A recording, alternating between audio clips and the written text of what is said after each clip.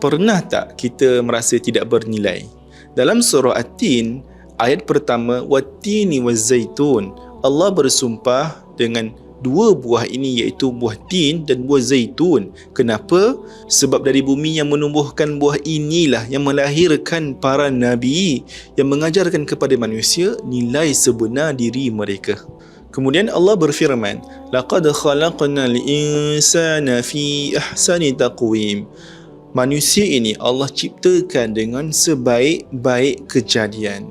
Allah nak bagi tahu kepada kita yang mana kita ini bukan makhluk biasa, tetapi bila mana manusia lupa Allah, mereka akan jatuh. Thumma radadnahu asfala safilin, serendah-rendahnya. Namun Allah buka ruang harapan untuk kita. Illal ladzina amanu wa 'amilus salihat, kecuali mereka yang beriman dan beramal salih. Nilai sebenar manusia bukan pada rupa dan bukan juga pada harta. Nilai sebenar manusia pada iman dan amalnya. Jadi, surah At-Tin mengajarkan kita satu perkara.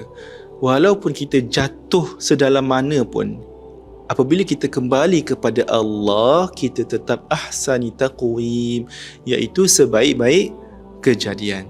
Jadi, apa jua situasi, apa jua keadaan kita macam mana pun, jangan kita tinggalkan Allah, jangan kita lupa Allah. Wallahu alam. Menarik pembahasan surah At-Tin ini.